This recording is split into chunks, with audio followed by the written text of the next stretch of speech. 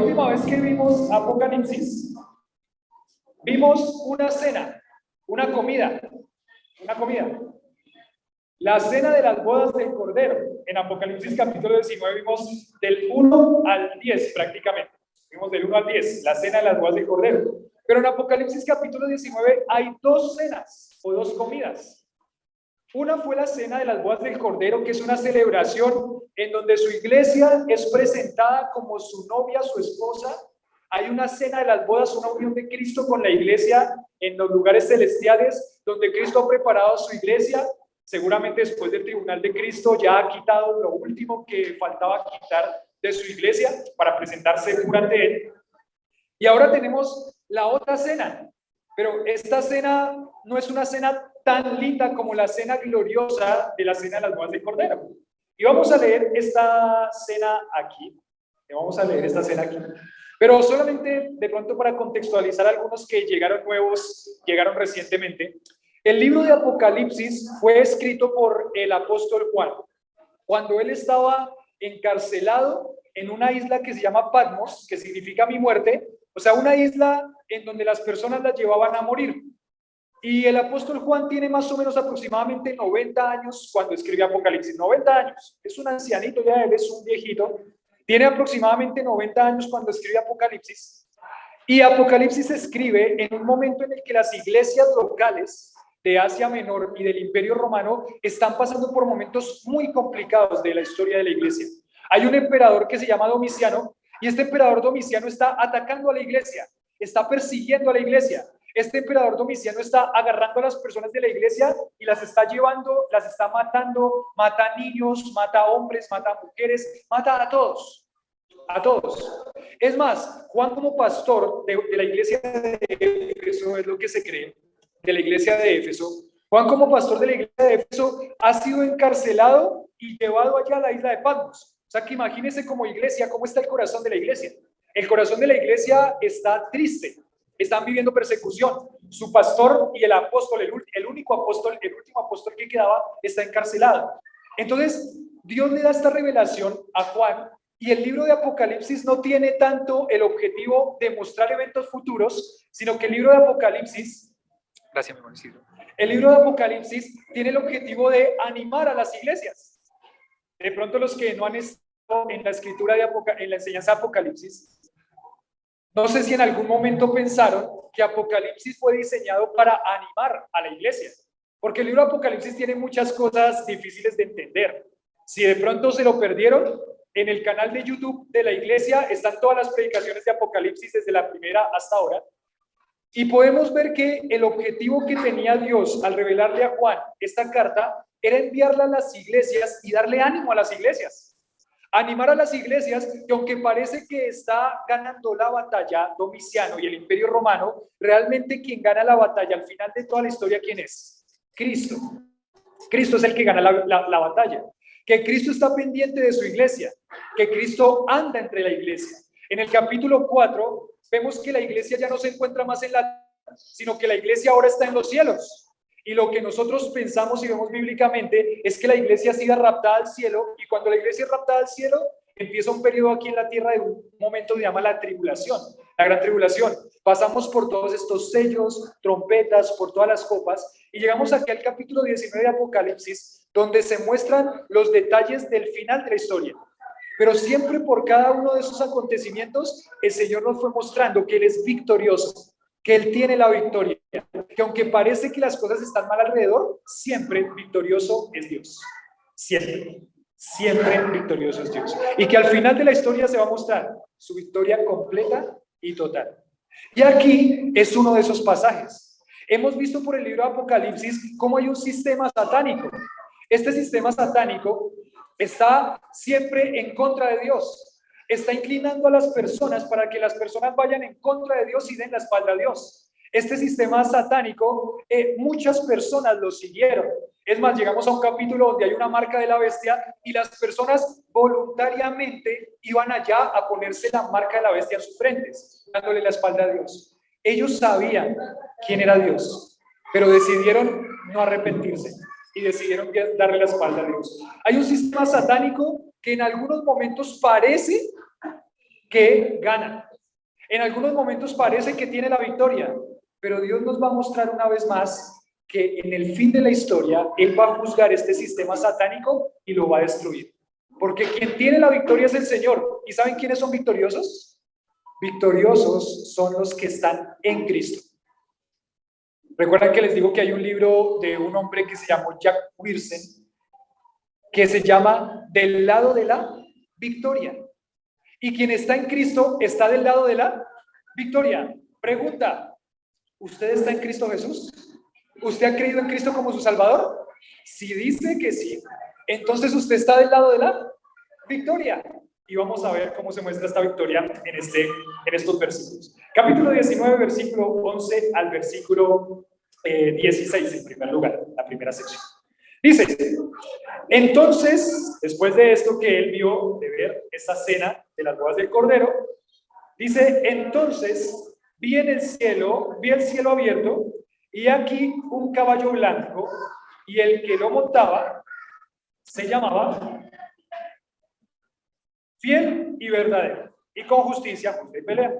Sus ojos eran como llama de fuego, había en su cabeza muchas diademas, tenía un nombre escrito que ninguno conocía, sino él mismo. Estaba vestido de una ropa teñida en sangre, y su nombre es el Verbo de Dios. Y los ejércitos celestiales, vestidos de lino finísimo, blanco y limpio, le seguían en caballos. De su boca sale una espada aguda para herir con ella a las naciones, y él la regirá con vara de hierro, y él pisa el lagar del vino del furor y de la ira del Dios Todopoderoso. Y en su vestidura y en su muslo tiene escrito este nombre. ¿Cuál es el nombre? Rey de Reyes y Señor de Señores. Rey de Reyes y Señor de Señores. Déjenme narrarles lo que era la procesión de una victoria en el Imperio Romano. ¿Listo? Porque esto tiene mucho que ver con la cultura y la historia que ellos están viviendo en ese momento, que es el Imperio Romano. Dice así: en tiempos antiguos, cuando un general romano regresaba triunfante de una campaña militar, él y sus legiones, sus soldados, desfilaban por una vía que se llamaba la Vía Sacra, la calle principal de Roma. Se dirigía desde el foro del templo hasta un monte que llama el Monte Capitolino. El general triunfante montaba sobre un caballo blanco. Ese general no iba en un caballo de otro color, iba en un caballo de ¿qué color? Blanco. El general cabalgaba a la cabeza de sus tropas, seguido por los carros que contenían varias cosas. Uno, contenían el botín de la guerra. Dos, contenía los cautivos, los que habían agarrado como esclavos. Ellos iban también ahí desfilando. Ellos iban encadenados, iban a ser ejecutados o iban a ser vendidos en el mercado de esclavos. El general y sus tropas recibían la aclamación de la ciudad y los honores de los oficiales del imperio, y era un día glorioso, era un día glorioso. ¿Ya vieron el cuadro? ¿Lo imaginaron ahí en su mente? El general romano victorioso entra en un caballo, ¿qué? Blanco, con todo su ejército, y toda la ciudad y los otros oficiales están como. ¿Qué está haciendo la ciudad y los otros oficiales? Están aclamando, están gritando, no sé si están echando arroz, no creo que arroz, pero de pronto algunas hojas, y todo es una celebración. ¿Por qué hay una celebración en esa escena? Porque hay un general que viene victorioso. Hay un general que viene victorioso. Entonces empecemos acá en el versículo 11. Dice el versículo 11. ¿De dónde viene? ¿De dónde viene y quién es el que viene? Sus características. Dice el versículo 11. Entonces vi el cielo abierto. ¿De dónde viene este hombre? Viene del cielo. ¿Quién es el que viene del cielo? ¿De dónde viene este personaje? ¿Quién es este personaje? Bueno, él viene del cielo. Y no es un detalle menor, ¿no? Porque desde el cielo es donde se ha desarrollado toda la historia de Apocalipsis. Desde el cielo es donde salen ángeles para los juicios. En el cielo vemos una adoración celestial.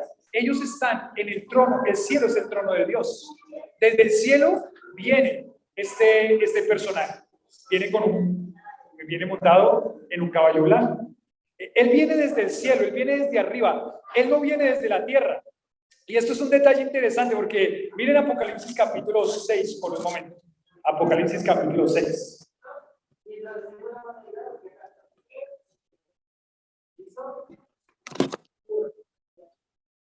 Apocalipsis capítulo 6. En Apocalipsis capítulo 6, dice el versículo 1, vi cuando el Cordero abrió uno de los sellos y oí uno de los cuatro seres vivientes decir como voz de trueno, ven, mira. Y miré, y aquí ¿qué? Un caballo blanco, y el que lo montaba tenía un arco y le fue a una corona y salió venciendo y para vencer. Recuerdan que ahí también había aparecido un caballo blanco, ¿no? En esta escena de Apocalipsis capítulo 6 también había aparecido un caballo blanco y alguien que lo montaba. Y habíamos aclarado que este que viene en el capítulo 6, en el caballo blanco, parecía a Cristo, pero no era Cristo. Parecía a Cristo. Este jinete no viene desde los cielos. Este jinete aparece en la tierra porque este jinete es terrenal. ¿Quién es este jinete del capítulo 6? Parece Cristo, el que actúa como Cristo, pero no es Cristo. ¿Quién es? El anticristo. Ese es el del capítulo 6. Pero el del capítulo 19, que es donde estamos en este momento, el del capítulo 19 es el que viene ¿desde dónde? Desde el cielo.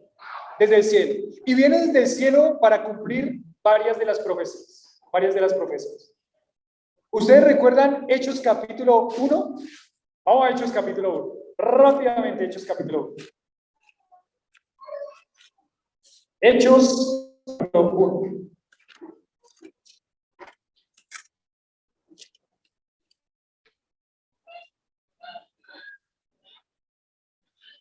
En Hechos capítulo 1 están los discípulos, Jesús está dando las últimas indicaciones. En el 8, ese versículo famoso que dice que van a recibir el poder del Espíritu Santo para ser testigos todas las naciones. Pero mire lo que dice el 9. Y habiendo dicho estas cosas, viéndolo ellos, fue alzado, le recibió una nube que le ocultó de sus ojos a Cristo. Estando ellos con los ojos puestos en el cielo, entre tanto que él se iba, he aquí que se pusieron junto a ellos dos varones con vestiduras blancas, los cuales también les dijeron, ¿qué les dijeron? Varones galileos, ¿por qué estáis mirando al cielo? Este mismo Jesús que ha sido tomado de vosotros al cielo, así vendrá, como le habéis visto ir al cielo. Apocalipsis 19 es el cumplimiento de esta profecía de Hechos capítulo 1. Como le vieron ir al cielo, él va a venir ¿de dónde? Del cielo. 19:11 de Apocalipsis dice, entonces vi el cielo abierto. Ya habíamos definido en el capítulo 4 que hay una primera venida del Señor, pero es a las nubes para llevarse a su iglesia. No venía a la tierra. Pero en Apocalipsis capítulo 19 viene a la tierra para reinar y viene ¿desde dónde? Desde el cielo. Desde el cielo, desde donde es su trono, de donde él pertenece. Viene este ser celestial a reinar. Entonces, es la profecía de Hechos capítulo 1. Y, ¿cuántos anhelan ese momento en el que Cristo reine en la tierra? No se pierda Apocalipsis capítulo 20. No se lo pierda. Porque creo que Apocalipsis capítulo 20 es uno de los capítulos, es que hay tantos capítulos, pero es uno de los capítulos impresionantes de toda la Biblia. El reinado de Cristo sobre la tierra. ¿Cuántos anhelan a Cristo reinando en la tierra? Cuando uno ve los gobiernos, los presidentes, lo que nos toca, lo que Dios permite, uno anhela que Cristo reine y gobierne la tierra. De verdad. De verdad. Porque no hay justicia perfecta. Cada uno de esos gobernantes, si bien casi todos o la mayoría, están buscando sus propios ¿qué? Intereses. No hay justicia. No hay igualdad, aunque la promueve. Y es su bandera de campaña. Pero no existe. No hay trabajo. No hay un gobierno realmente bueno. Y no pueden, son pecadores. No puede. Pero cuando Cristo venga a la tierra, Él va a reinar con justicia, con equidad. ¿Usted se imagina un presidente perfecto? Cristo es el presidente perfecto, ningún otro. Pero eso pasa en Apocalipsis 20, por ahora estamos en Apocalipsis 19, porque en el 19 aparece este ser celestial que viene desde los cielos a reinar, y viene triunfador. Y viene triunfador como ese general romano que se sentaba sobre su caballo blanco y pasaba por toda la ciudad. Este es Cristo que viene triunfante, viene a reinar. Y dice, entonces vi el cielo abierto, he aquí un caballo blanco, y el que lo montaba, ¿cómo se llamaba? Se llamaba Fiel y se llamaba Verdadero. Esa palabra fiel es la palabra confiable. Este que viene montado en el caballo blanco es un ser que confiable. Y verdadero significa que este hombre o este ser es auténtico. Es verdadero, es confiable, es auténtico, es fiel. Y eso es muy interesante porque hace un contraste grande en lo que vamos a ver ahora. El reino del anticristo está dominado por la falsedad, por la mentira y por el engaño. ¿Recuerdan qué pasó con Adán y Eva? ¿Qué hizo Satanás con Eva? La engañó y ella se dejó engañar. Él hizo con Adán y Eva, la engañó a Eva, y su estrategia, una de sus estrategias siempre fue engañar. Él es falso, aunque se presenta como algo lindo y como algo auténtico, no lo es. Pero el que se presenta en este caballo blanco, ¿quién es? Fiel y verdadero. Él es confiable, él es auténtico.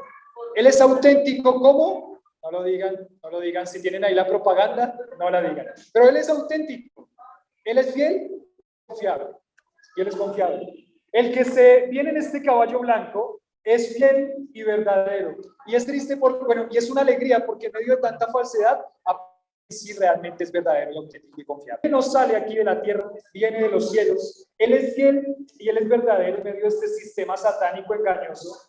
Y esto nos anima porque ¿usted en quién confiaría?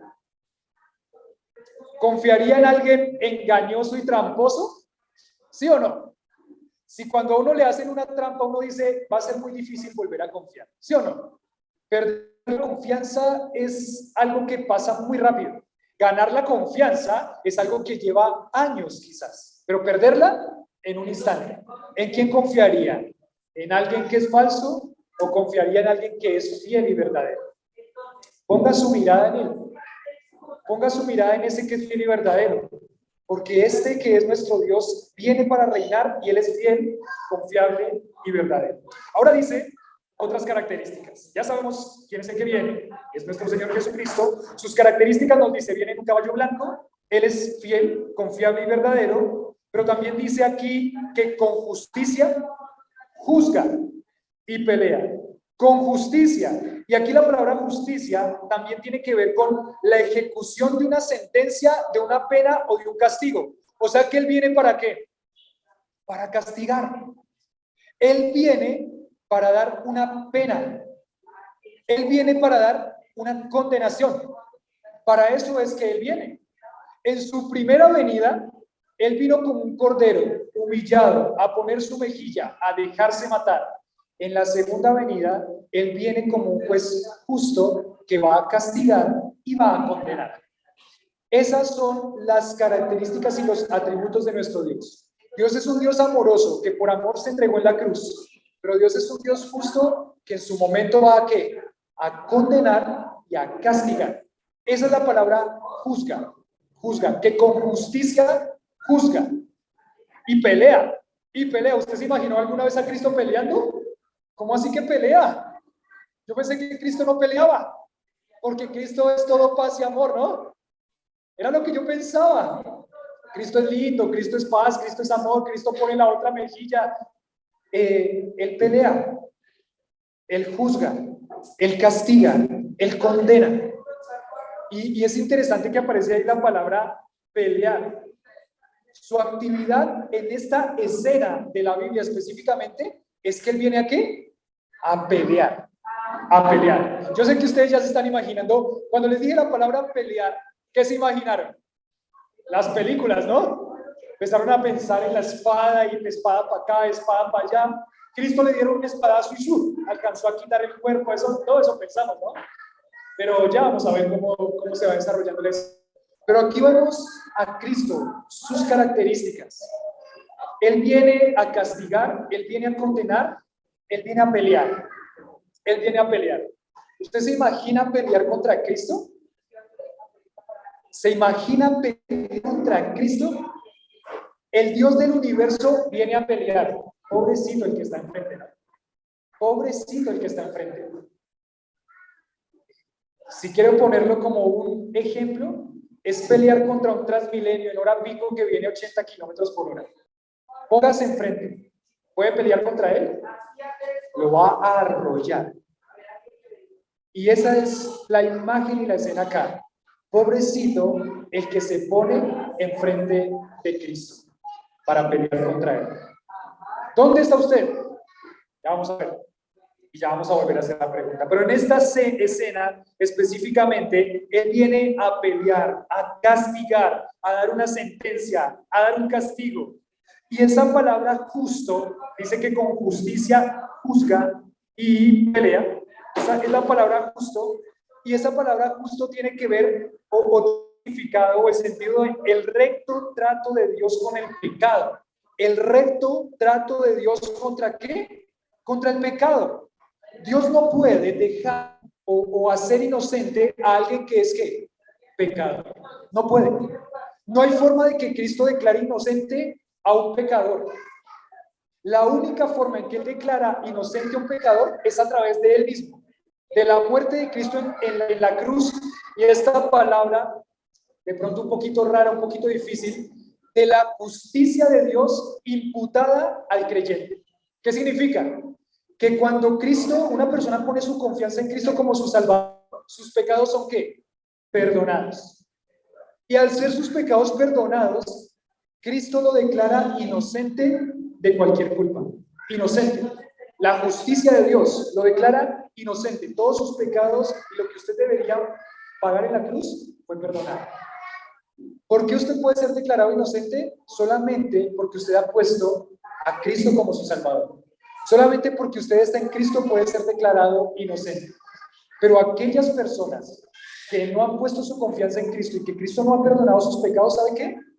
Si no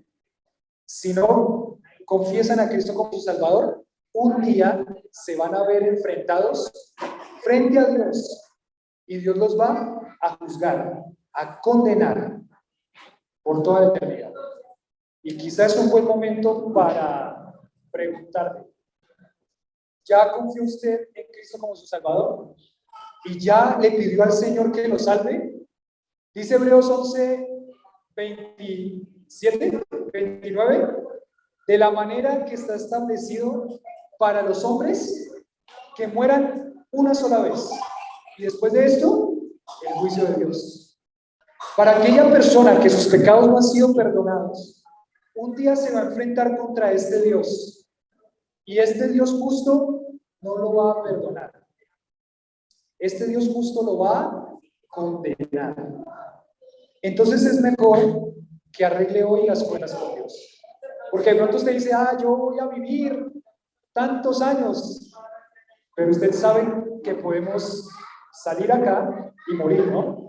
Ayer yo iba por la Boyacá muy temprano en la mañana, un trancón de vuelta, o sea, norte-sur.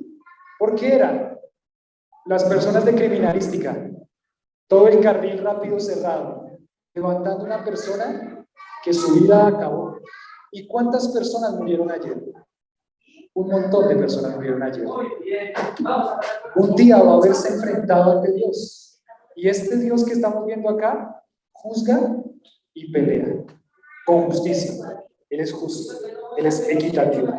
A quien le reconoce, vida eterna. Pero también es justo, al que no le reconoce y no le pide perdón de sus pecados, condenación eterna, por toda la eternidad.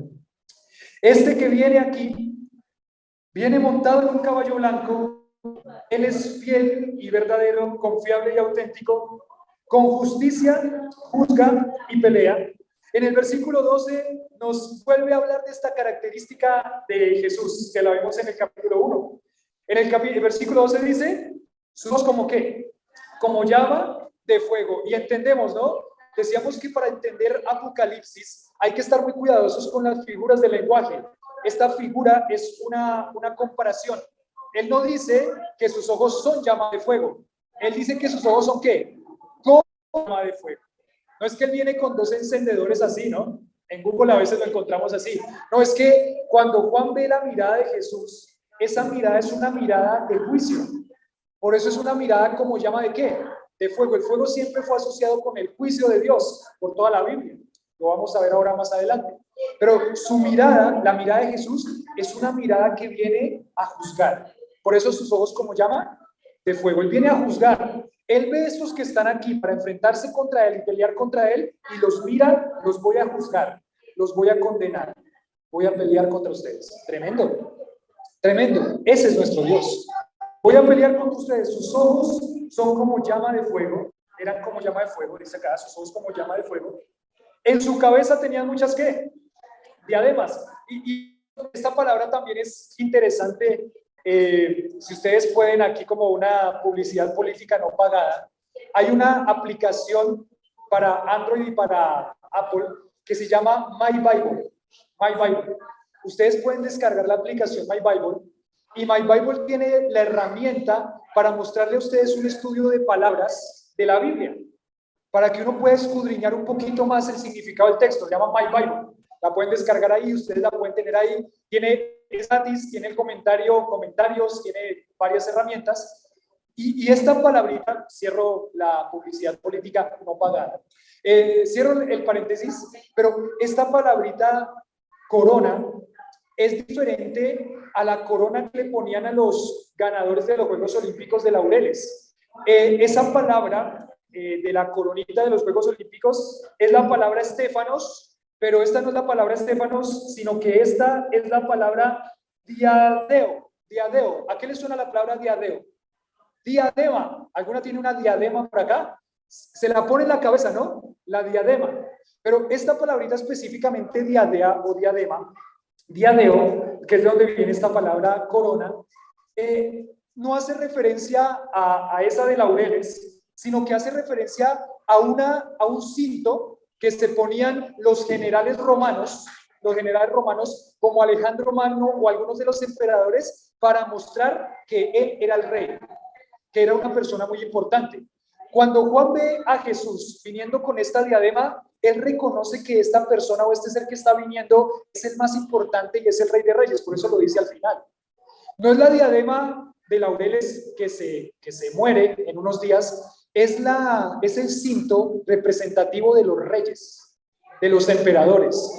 Para nosotros eso no tiene mucha importancia o mucho significado, pero para las iglesias de Asia Menor, que Juan les está escribiendo en ese momento, ellos ven ese cuadro en su mente y dicen, este es el Rey máximo. Este que viene es el Rey de Reyes y es el Señor de Señores. Toda su vestidura y todos sus atributos están mostrando aquí que el que viene a la tierra es ¿qué? Dios, el que reina por los siglos de los siglos. Este es el Dios victorioso. Este es el quien nosotros confiamos. ¿No le anima eso? Usted confía en ese Dios, Rey de Reyes y Señor de Señores. ¿No le da tranquilidad? A mí me da mucha tranquilidad. Descansa mi corazón saber que en quien yo confío es el Rey de Reyes y Señor de Señores. Es el Rey, es el máximo, magnífico, excelente. Sus ojos como llama de fuego. En su cabeza habían muchas diademas. Y eso es muy interesante también, ¿no? Porque no tiene solamente una diadema. ¿Cuántas tiene? Tiene muchas, porque una solamente la tiene un rey. Pero ¿quién tiene muchas?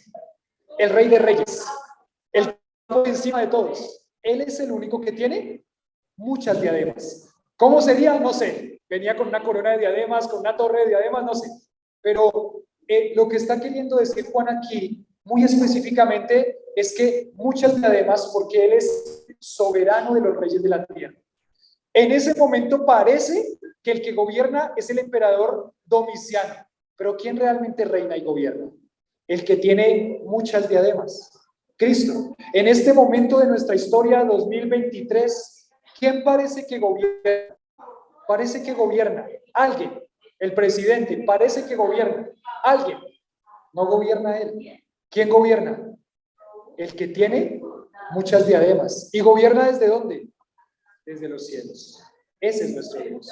Confíe en él. Ponga su mirada en él. En su cabeza, muchas diademas. Y también aquí nos dice un nombre escrito que ninguno conocía, ¿sino quién? Sino él mismo. ¿Quién conocía el nombre? Ninguno. ¿Alguien sabe el nombre? No, porque ninguno. Aunque ahí nos va a mostrar otros nombres que vienen ahí en su vestidura, pero dice ninguno conocía, sino él. Siguen las características de este personaje, de este ser celestial, que es nuestro Señor Jesucristo. Versículo 13. Estaba vestido de una ropa teñida en sangre. Y su nombre es el Verbo de Dios. El Verbo de Dios, interesante, ¿no? El Verbo de Dios. ¿Quién está escribiendo esta carta?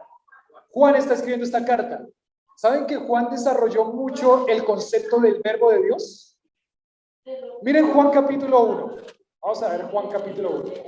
Si nos quedaban dudas de quién es el que está hablando acá, en Juan capítulo 1,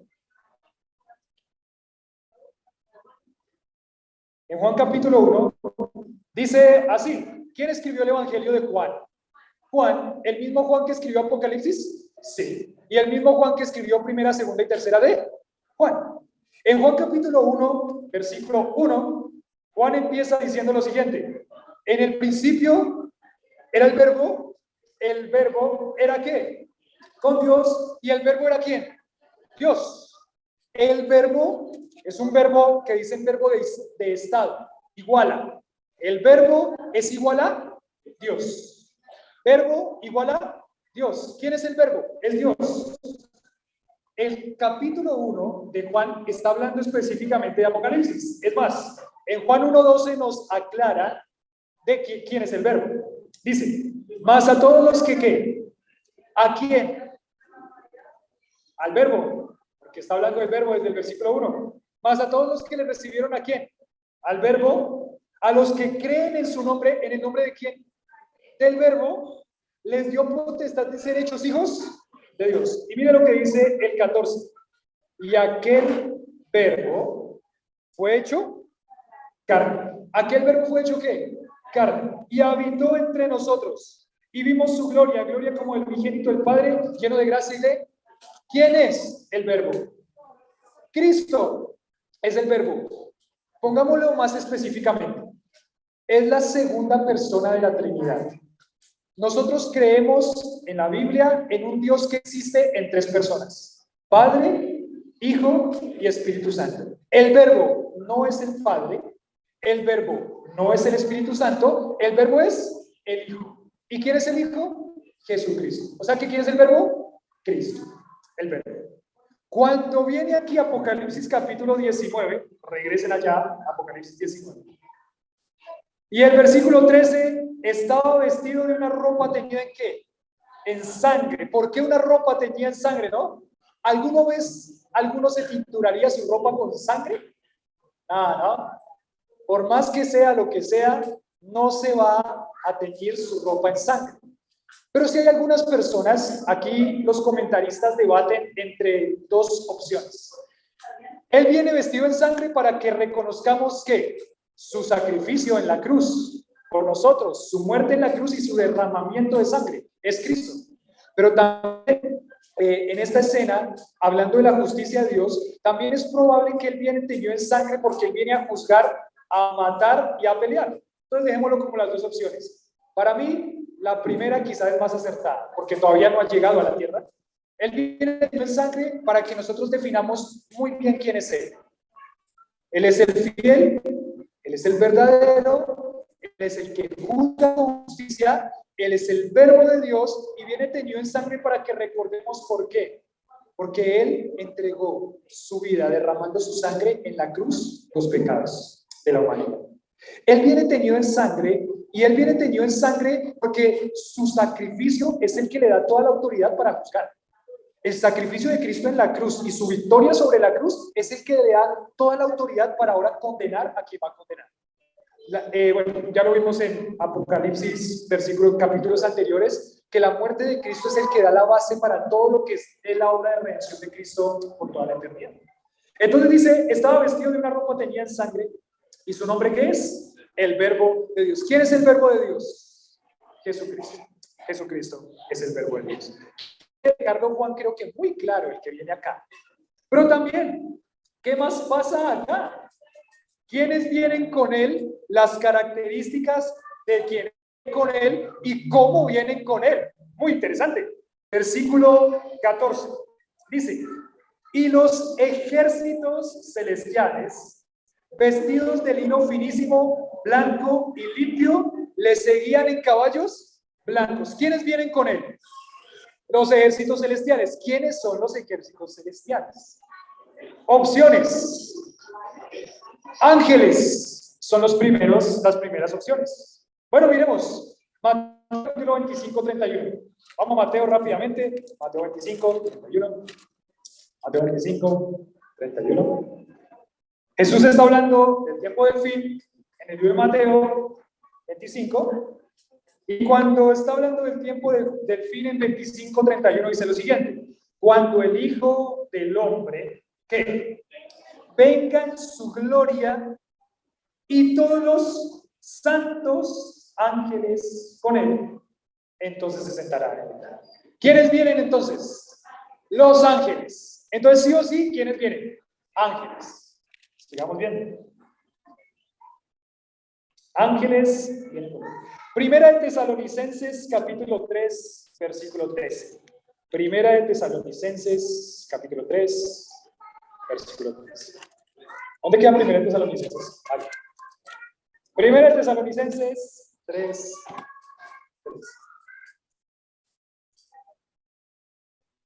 ¿Listo? ¿Llegaron a Primera de Tesalonicenses 3?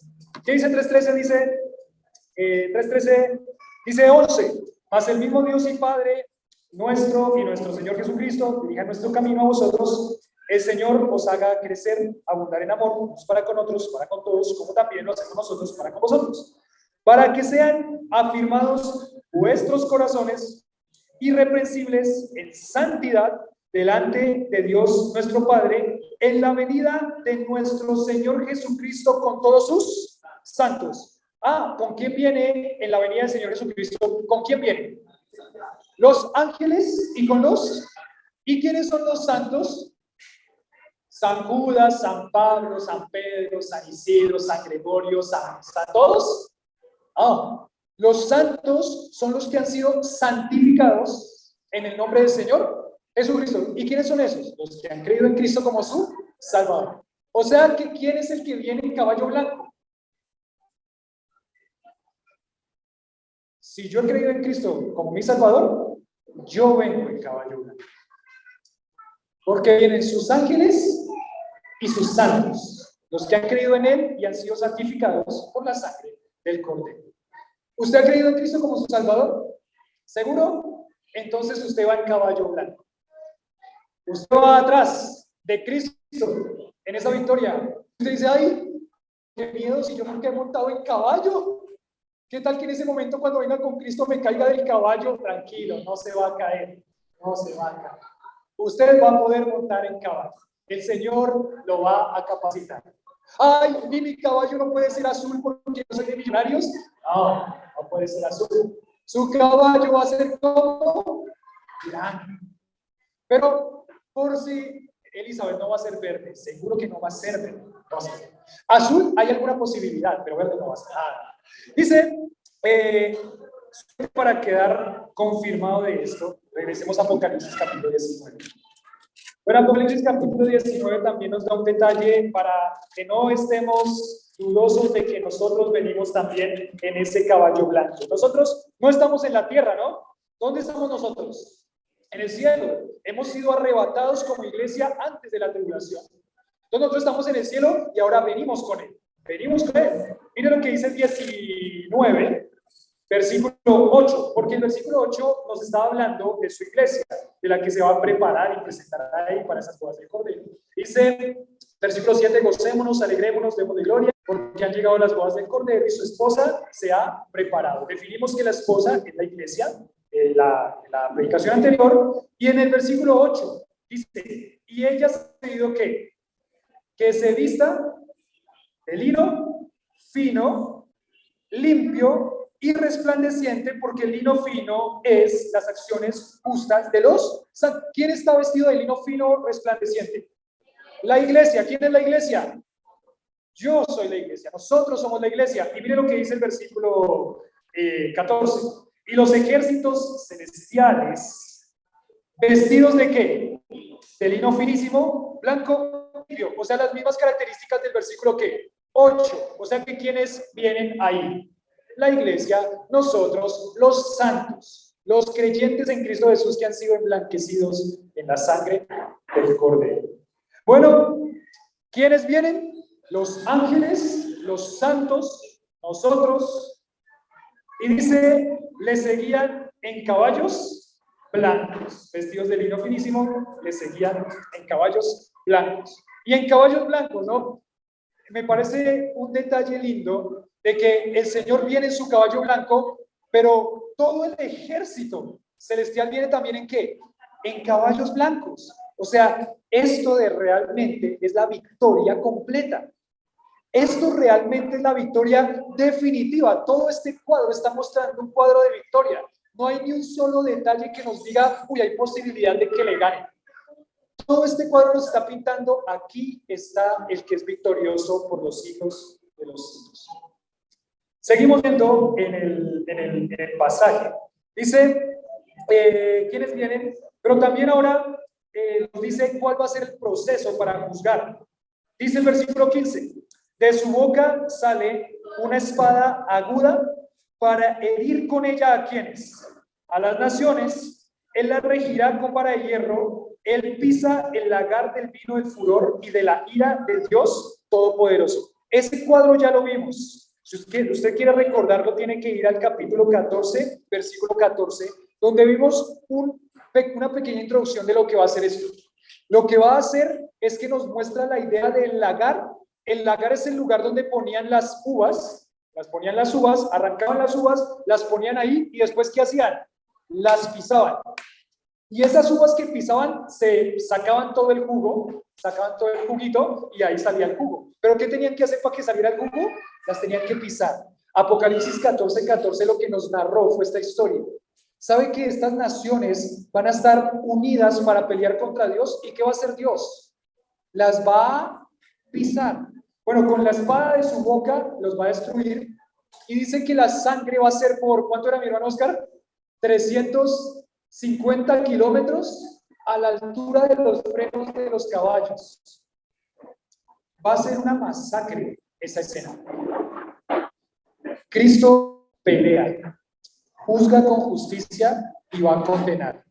Los va a matar a todos. Y son tantos los miles y miles y miles que están ahí reunidos que la sangre, 350 kilómetros a la altura del freno del caballo. Tremendo.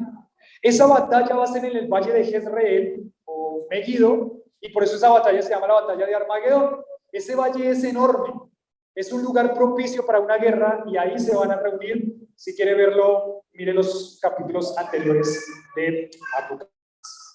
Es que él va a pastorear a las naciones. O sea, a las personas las va a llevar como un pastor que cuida su oveja, pero también el pastor, cuando la oveja no está bien, ¿qué tiene que hacer? Corregirla. Le tiene que pegar en la patita, tic, un barazo.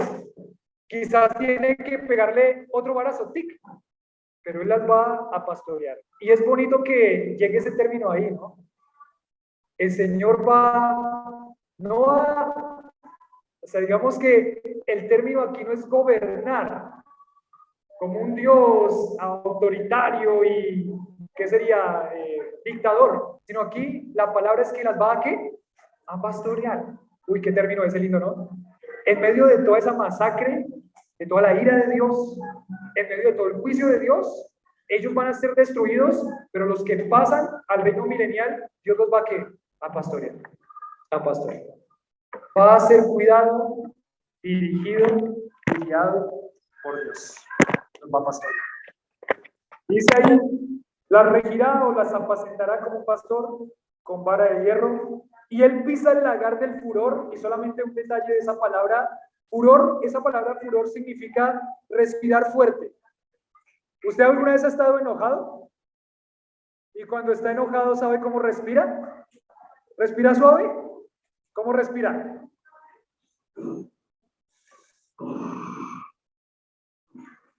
Ayer vi también en la moto, iba pasando en la moto y vi a uno de una flota y al otro de un camión con estacas que estaban pegándose porque se estrellaron, se bajaron a pelear. ¿Y cómo está la cara de ellos? Esa es la palabra aquí, furor.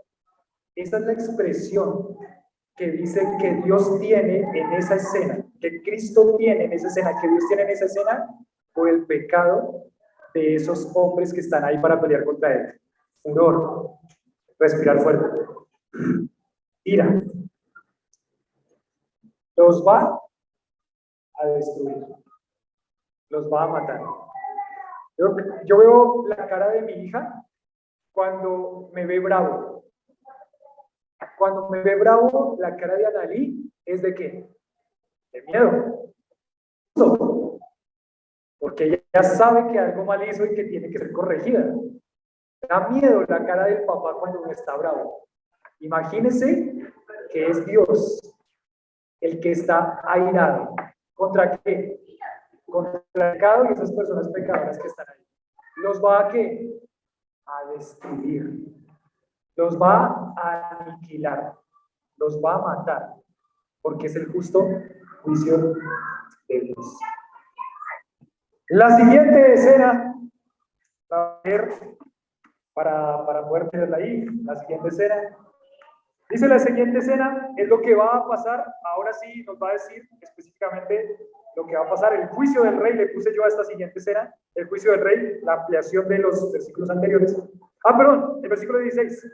Y vi, y en su vestidura, otras características, en su vestidura, en su muslo tiene escrito este nombre. ¿Cuál es el nombre?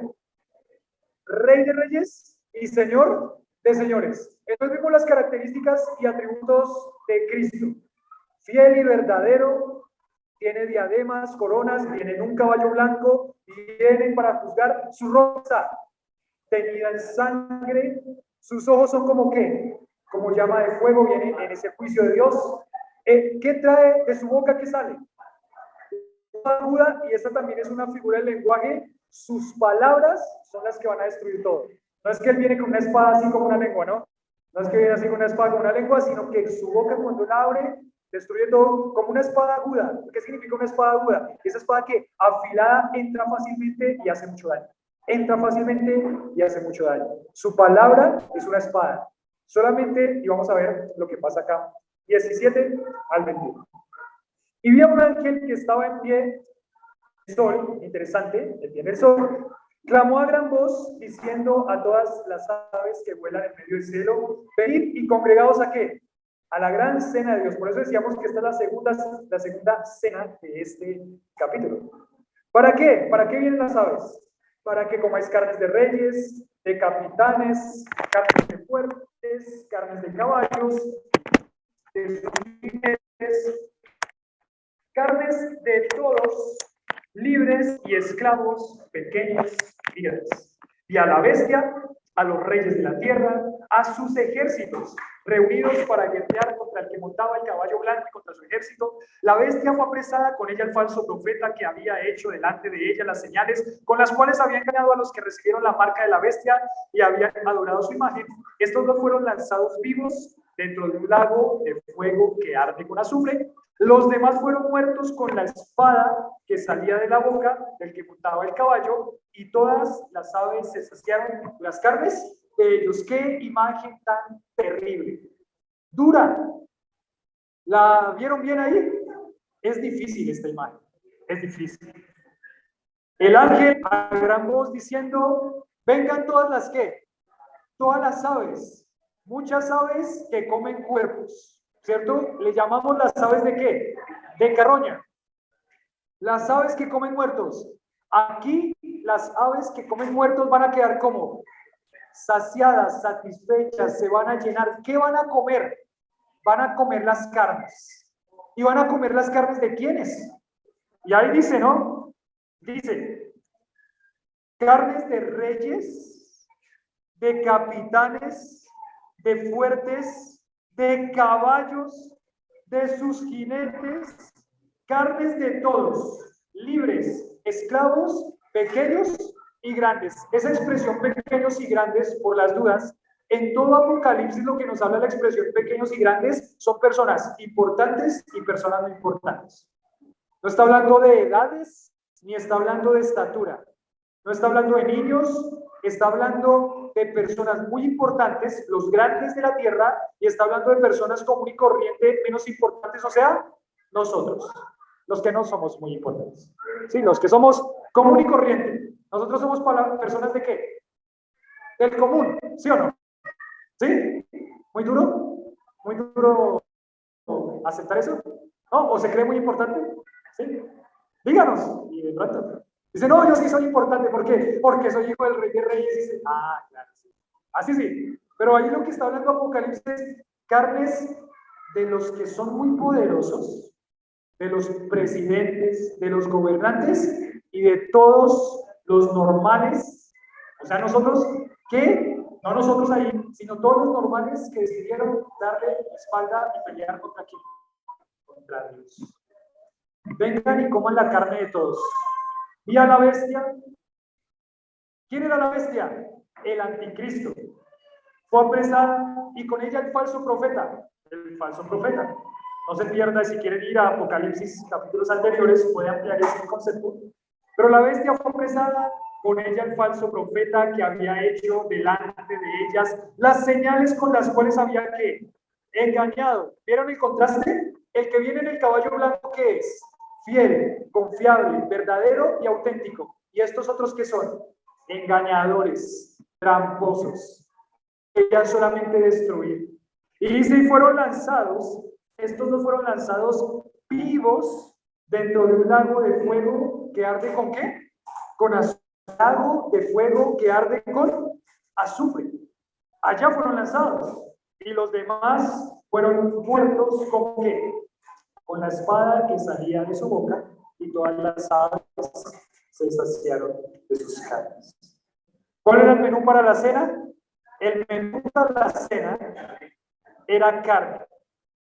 Carne de todos estos hombres que se fueron a pelear contra Dios.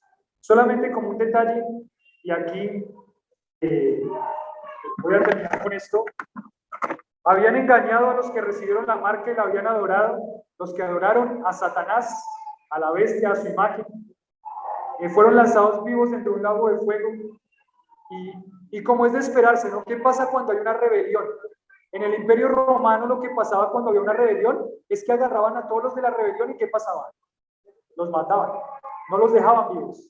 Agarraban a todos los de la rebelión, los ponían ahí. Y es más, era terrible porque ¿sabe qué? Mataban a sus esposas y a sus hijos con ellos también. Los mataban a todos. Porque habían liderado una rebelión y tenían que ser castigados. Aquí los líderes de la rebelión tienen su justo castigo. Y todos los que se rebelaron contra Dios, ¿qué pasó? Muertos. Muertos.